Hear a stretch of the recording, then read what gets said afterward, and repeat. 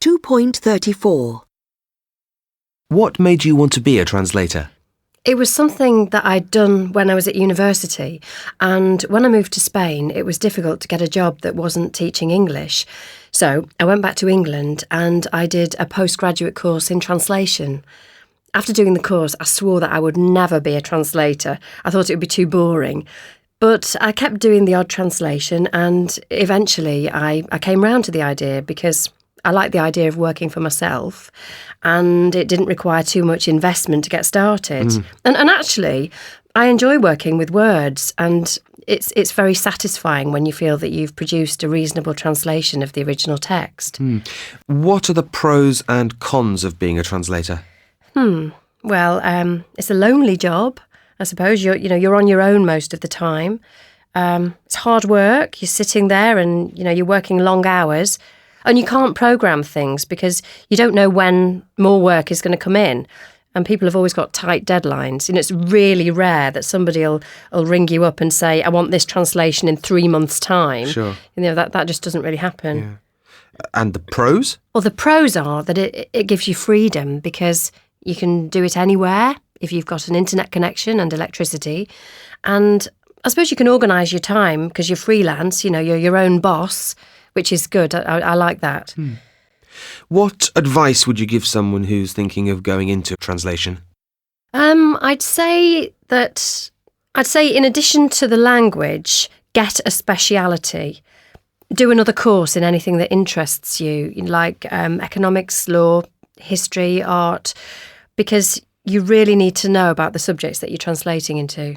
What do you think is the most difficult kind of text to translate? Literary texts like novels, poetry or drama, because you've got to give a lot of consideration to the author and to the way it's been written in the original language. Right. In order to translate a novel well, do you think you need to be a novelist yourself?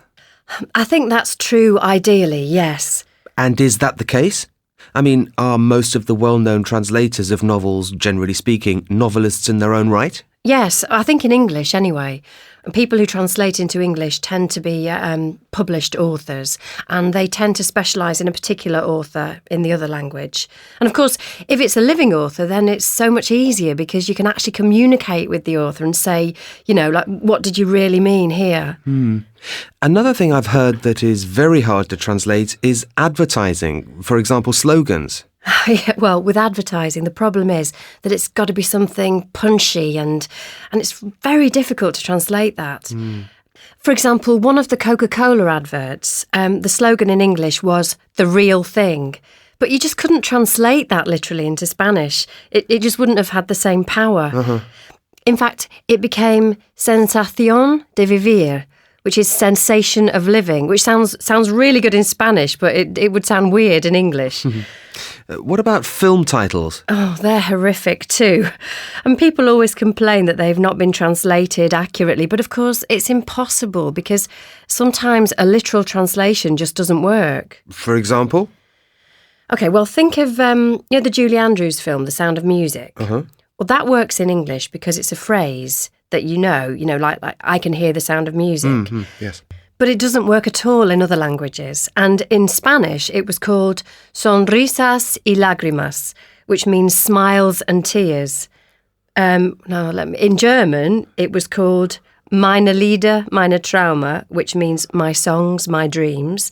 And in Italian, it was tutti insieme appassionatamente, which means, I think, altogether passionately, or I don't know, something like that. In fact, I think it was translated differently all over the world. Do you think there are special problems translating film scripts for the subtitles? Yes, a lot. There are special constraints. For example, the translation has to fit on the screen as the actor is speaking. And so sometimes the translation is a paraphrase rather than a direct translation. And of course, going back to untranslatable things, really the big problems are cultural and humour because they're just not the same. You can get across the idea, but you might need pages to explain it. And, by that time, the film's moved on. I also sometimes think that the translators are given the film on DVD. I mean, rather than a written script. and that sometimes they've simply misheard or they didn't understand what the people said.